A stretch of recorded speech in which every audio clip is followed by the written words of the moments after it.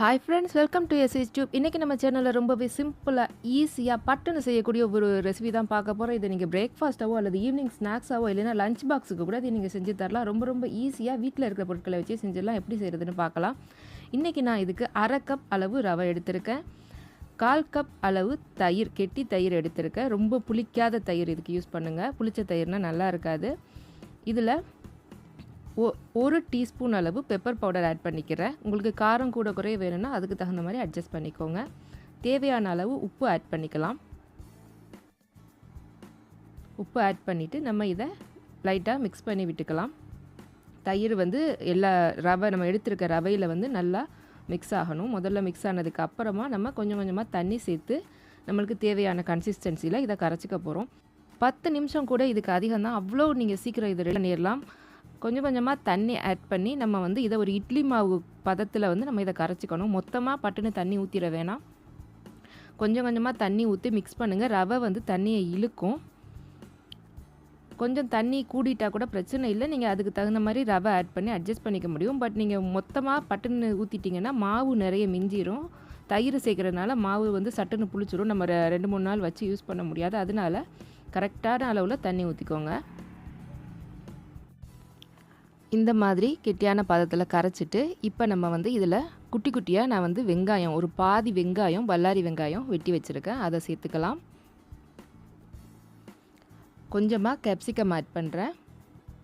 பாதி தக்காளி, அதுவும் குட்டி குட்டியாக வெட்டி வச்சுருக்கேன். ஒரு க்ரீன் சில்லி விதை எடுத்துட்டு அதையும் நல்லா குட்டி குட்டியாக சாப் பண்ணி வச்சுருக்கேன். 1 டீஸ்பூன் அளவு ஜிஞ்சர் கார்லிக் பேஸ்ட் இதில் நம்ம ஆட் பண்ணிக்கலாம். இதில் நீங்கள் வேறு அல்டர்னேட்டிவாக வேறு வெஜிடபிள்ஸ் ஆட் பண்ணுறதுனா கூட ஆட் பண்ணிக்கலாம், உங்களோட சாய்ஸஸ் படி. ஓகே, இதை இப்போ நல்லா மிக்ஸ் பண்ணிவிட்டு மாவு ரொம்ப கெட்டியாக இருக்கிற மாதிரி இருந்ததுன்னா இன்னும் கொஞ்சம் கூட நீங்கள் தண்ணி சேர்த்து அதை கலந்துக்கலாம். கலந்துட்டு உங்களுக்கு கரெக்டாக அள்ளி ஊற்றுற பதம் இருக்கணும். இட்லி மாவு நம்ம இருக்கும் இல்லையா, அந்த பதத்தில் இருக்கணும். ஸோ இந்த மாதிரி கன்சிஸ்டன்சி வந்ததுக்கு அப்புறமா நம்ம இதை ஒரு மூடி போட்டு தனியாக ஒரு 5 நிமிஷம் வச்சிடலாம்.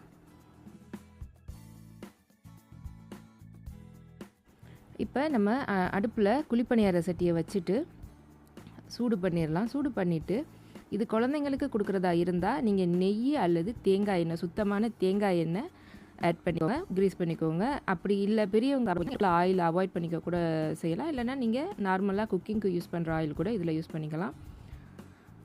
முடிஞ்ச வரை குழந்தைங்களுக்கு உணவில் நெய் அல்லது தேங்காய் எண்ணெய் தினசரி சேர்க்க பாருங்கள். அவங்களுக்கு தேவையான ஹெல்த்தி ஃபேட் அதில் நிறைய இருக்குங்க. இப்போ நெய் நல்லா சூடானதுக்கு அப்புறமா நம்ம ஒரு சின்ன கரண்டியில் எடுத்து இந்த மாதிரி ஃபில் பண்ணி சுட்டு எடுத்துக்கலாம்.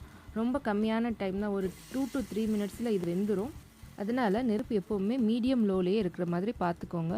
ஹையில் இருந்ததுன்னா பட்டுன்னு கருகிரும், உள்ளே வேகாது.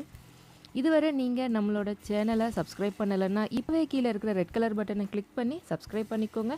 கூடவே பக்கத்தில் இருக்கிற பெல் ஐக்கானை கிளிக் பண்ணிட்டீங்கன்னா நான் எப்போ புது ரெசிபிஸ் அப்டேட் பண்ணாலும் உடனுக்குடன் உங்களுக்கு நோட்டிஃபிகேஷன் சேருங்க. ரொம்பவே இன்ட்ரெஸ்டிங்கான, ஹெல்த்தியான, அதே சமயம் ஈஸியாக செய்யக்கூடிய நிறைய ரெசிபிஸ் வந்துக்கிட்டே இருக்குது உங்களுக்காக. மறக்காமல் சப்ஸ்கிரைப் பண்ணிடுங்க.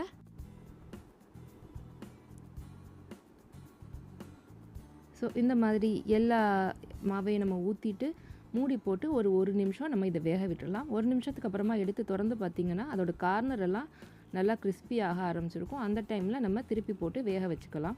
இதை நீங்கள் பிரேக்ஃபாஸ்ட்டுக்கோ இல்லை ஸ்நாக்ஸாவோ ரெடி பண்ணுறீங்கன்னா அவசரமாக இதுக்கு ஒரு சைட் டிஷ்ஷாக சட்னியோ இல்லை வேறு எதுவுமோ பண்ணணும்னு கூட அவசியம் இல்லைங்க. ஜஸ்ட் ஒரு சில்லி சாஸ் அல்லது டொமேட்டோ கெச்சப் கூட இது அவ்வளோ டேஸ்ட்டாக இருக்கும்.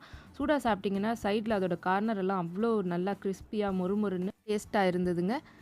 கண்டிப்பாக இதை நீங்கள் ஒரு தடவை ட்ரை பண்ணி பார்த்துட்டு உங்களுக்கு எப்படி வந்தது அப்படிங்கிற ஃபீட்பேக்கை நம்மளோட கமெண்ட் செக்ஷனில் மறக்காமல் சொல்லுங்கள். இந்த வீடியோ உங்களுக்கு பிடிச்சிருந்ததுன்னா மறக்காமல் லைக் பண்ணுங்கள், கமெண்ட் பண்ணுங்கள், உங்கள் ஃப்ரெண்ட்ஸ் அண்ட் ஃபேமிலி கூட ஷேர் பண்ணுங்கள். சீக்கிரமே இன்ட்ரெஸ்டிங்கான, ஈஸியான ரெசிபீஸோடு உங்களை நான் சந்திக்கிறேன். அது வரைக்கும் take care, bye. Thanks for வாட்சிங்.